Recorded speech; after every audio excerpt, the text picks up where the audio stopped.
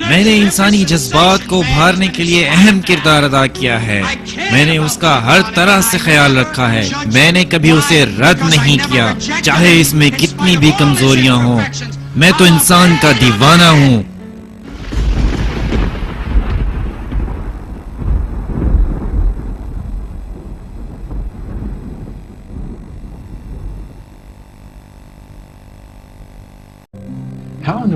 آپ نے جنات کی پوجا کرنے کا سلسلہ کب سے شروع کیا؟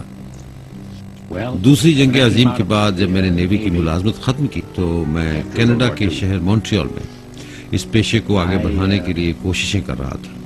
اس زمانے میں جہاز کے سفر کے دوران ایک شخص سے میری ملاقات ہوئی. اس نے کہا، ہے مورنیو، تم ابھی تک زندہ ہو؟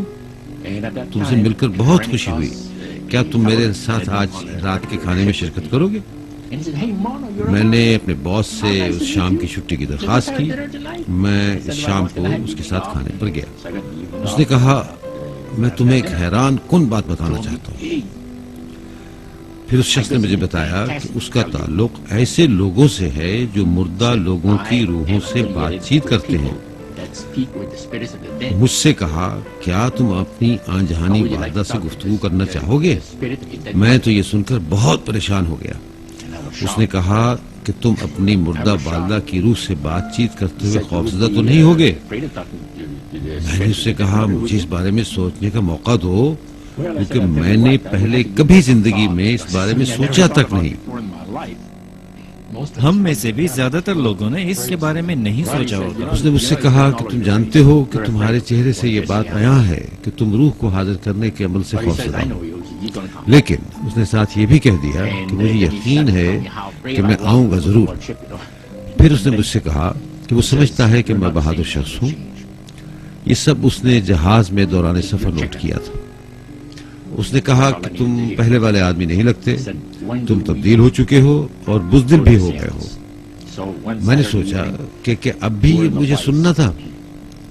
اس وقت ہی میں نے اس سے پوچھا کہ وہ روح کو حاضر کرنا چاہتا ہے.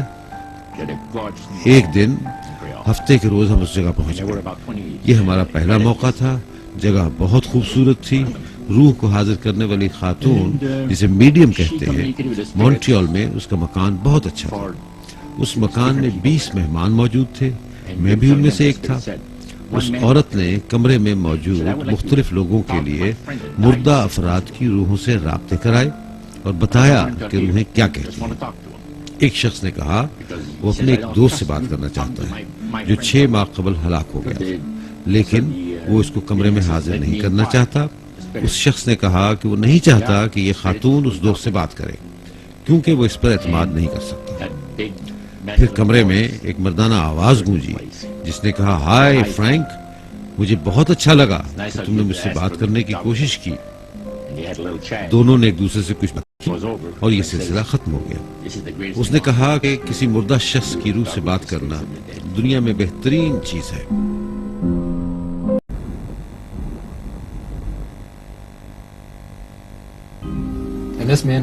وہ آدمی روح کو حاضر کرنے کے سیشن میں تمہارے ساتھ موجود تھا. اس نے کہا تھا کہ تم جن مبینہ روحوں سے گفتگو کر رہے تھے وہ تو شیطانی روحیں تھیں. اس نے اس طرح کہا تھا؟ ہاں بالکل. کیا تم اس بات پر پریشان ہوئے تھے؟ ہاں، جب آپ پہلی بار اس طرح کی بات سنتے ہیں تو ضرور پریشانی ہوتی ہے. اس نے کہا تھا کہ تم لوگوں کے آگے بہترین مستقبل ہے کیونکہ انہیں خبر کر دی گئی ہے اور ہماری خفیہ سوسائٹی کے راہب کو بتایا گیا کہ مالک نے تم دونوں کے لیے خصوصی منصوبے بنا رکھے ہیں. مالک سے اس کا کیا مطلب تھا؟ شیطان.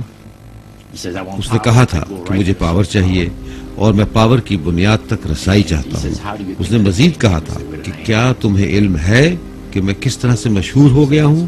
میں نے کہا تم بہت خوش نصیب ہو. اس نے کہا کہ خوش نصیبی جیسی کوئی چیز نہیں ہوتی.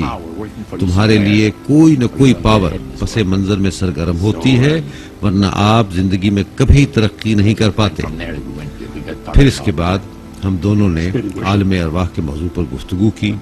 جب آپ روحوں کی پرستش کرنے والوں کی خفیہ سوسائٹی میں جاتے ہیں اور خصوصی طور پر جب آپ کو عالم ارواح کے اعلیٰ عہدیدار دعوت دیتے ہیں تو پھر آپ اپنی دنیا میں زندہ واپس نہیں آتے. مجھے اور میرے دوست کو کچھ ایسی ہی صورتحال کا سامنا تھا اور ہمیں اس بارے میں کچھ علم بھی نہیں تھا۔ جب تم اس کمرے میں داخل ہوئے تو تم نے کیا محسوس کیا؟ میں نے محسوس کیا یہ لوگ بہت طاقتور ہیں۔ در حقیقت راجر، تمہیں تو ایک اعلیٰ شیطانی روح نے منتخب کیا تھا تاکہ تمہیں اس دنیا میں چند منتخب افراد کے گروپ میں شامل کیا جائے۔ آپ یہ بات جان لیں کہ مونٹریال میں اس سوسائٹی کے ممبران ہیں جس میں وہ راہب بھی ہے۔ دنیا میں ہزاروں لوگ موجود ہیں جو روحوں کی پرستش کرتے ہیں۔ ہمیں اپنے مالک اور اس کے فرشتوں کا بھی علم ہے۔ بدروحیں، جنات اور با اثر افراد کے درمیان عرصہ دراز سے گہرا تعلق موجود رہا ہے۔ ہمیں زیادہ دیر انتظار نہ کرنا پڑا اور راہب نے کہا کہ اب وقت آ گیا ہے کہ ہم لوگ روحوں پر اعتبار کرنا شروع کر دیں اور ان روحوں کو موقع دیں کہ وہ تم لوگوں کے لیے فائدے کے کام کریں۔ اس حوالے سے تم لوگوں کے لیے کچھ تحائف ہیں جو آپ لوگ چن سکتے ہو۔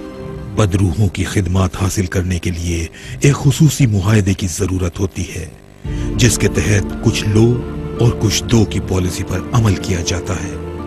یہ جنات آپ کی مدد اس وقت کرتے ہیں جب آپ انہیں وہ کچھ سپلائی کریں جو یہ چاہتے ہیں۔ کہ ہم روحوں پر اعتماد کرتے اور ان روحوں کو اپنے فائدے کے لیے کام میں لاتے اور ہمارے لیے کچھ تحائف تھے جنہیں منتخب کرنا تھا۔ اس نے کہا کہ مجھے پاور چاہیے، میں طاقت کے منچ تک جانا چاہتا ہوں۔ تمہارے لیے کوئی نہ کوئی پاور کام کرتی ہے ورنہ تم آگے نہیں بڑھ سکتے۔ آپ کو دعوت ہے ہماری سروسز کے لیے۔ یہ تو بڑی سچی بحث ہے۔ اور ان لوگوں کے لیے جو یہ سمجھتے ہیں کہ حضرت عیسیٰ اس زمین پر بڑی شان اور طاقت سے واپس آئیں گے،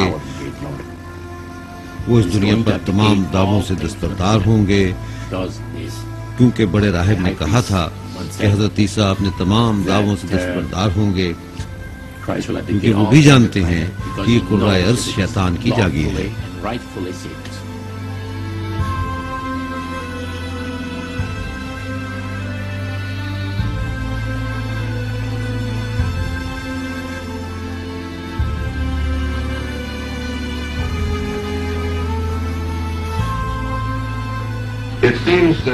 ہم سمجھتے ہیں کہ تمام مذاہب اب شیطانی نظریے کی طرف راغب ہو رہے ہیں۔